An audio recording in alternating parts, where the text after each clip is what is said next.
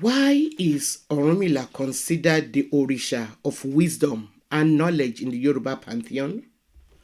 What is the relationship between Orunmila, Ifa, and the divination corpus?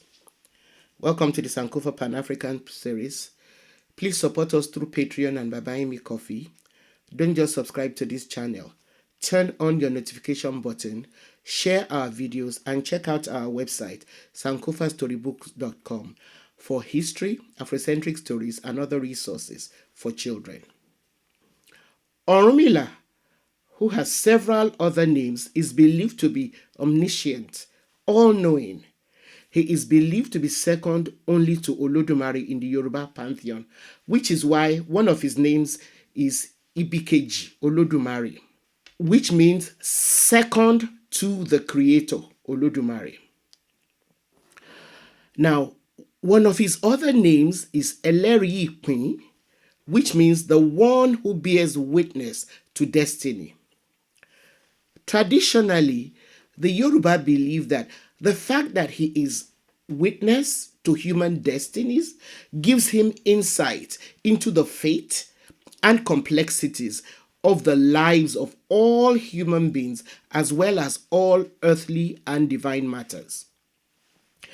Because of his wisdom, which has no equal amongst the other Orisha, he is the conveyor of human requests to Olodumare, as well as their spokesperson and that of the other Orisha. Orunmila was assigned by Olodumare to serve as the custodian of Ifa, the all-encompassing traditional divination process, which is the key to Yoruba knowledge and philosophical thought. Due to this role that he plays, he is also known as Ifa. As such, Orunmila is the patron of all Babalawo and Iyanifa, the male and female Ifa priests and priestesses. He is also the custodian of the Yoruba body of knowledge and philosophical thoughts, which are contained in the extensive Ifa corpus called Oduifa. When Ifa divination is performed, the relevant verses are revealed through Orunmila's interactions with other Orisha. In the process of divination, the names Orunmila and Ifa are used interchangeably to refer to both the Orisha and the oracle. Although one Oduifa, a divination poem, refers to the Igetioke area in Ile-Ife as the place where Orunmila lived when the 17 Orisha were sent to prepare the earth for human habitation.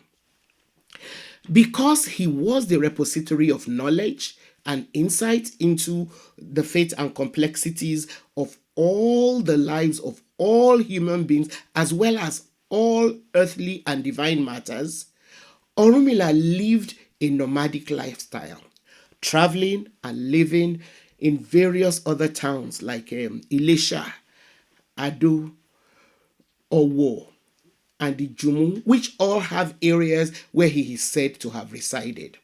Please watch our episode, Is There a Pantheon of African Gods?, where we elaborate on the Yoruba creation story.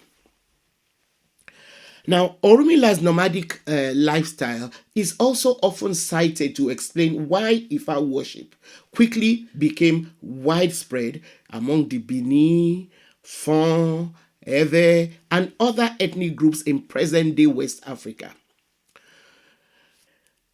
Since the transatlantic slave trade, Ifa worship has, of course, spread to places like Haiti, Trinidad, Cuba, Brazil, the United States, and several other parts of the world.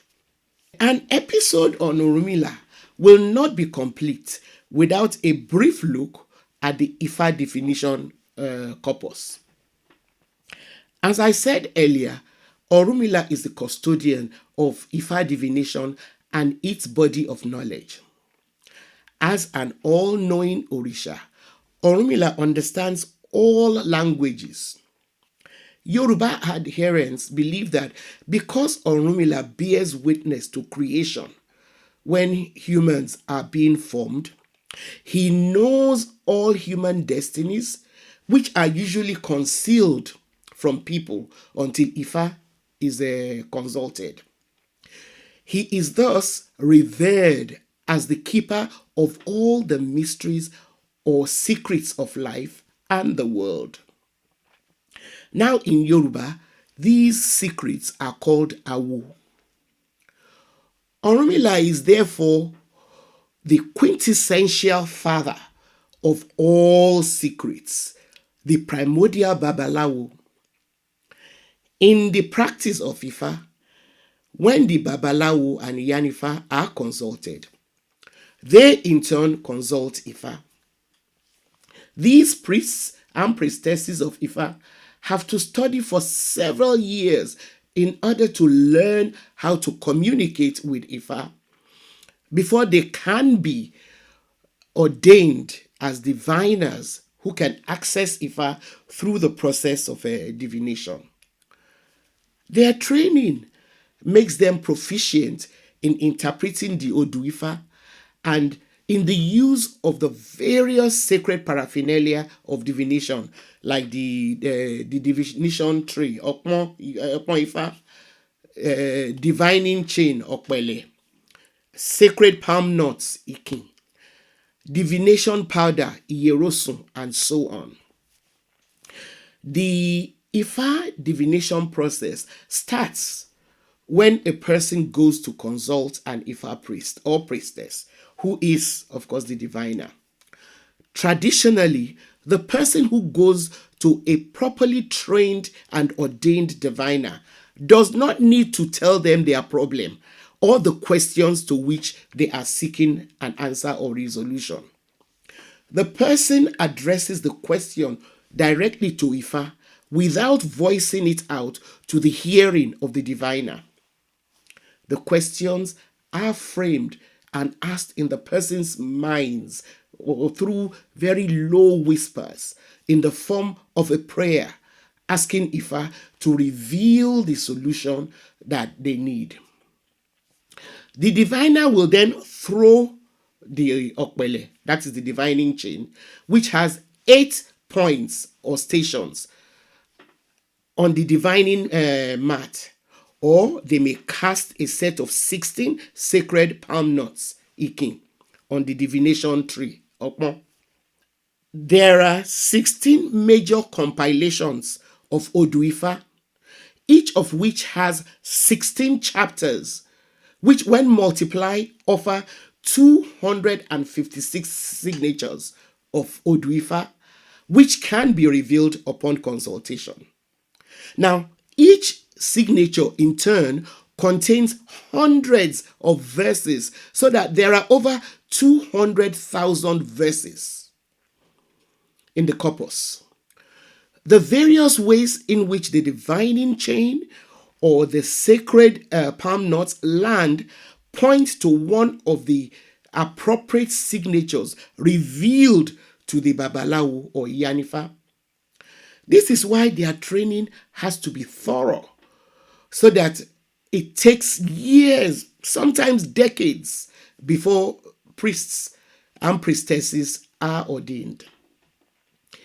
So every time the divining chain or nuts are thrown or cast, an Odu or verse is indicated. The diviner recites the verses revealed, and when the person who has gone to do the consultation hears a verse that addresses the issues for which they are seeking a solution, the diviner elaborates by explaining the message and Ifa's prescriptions to the client. Sometimes these prescriptions are in the form of insights or advice.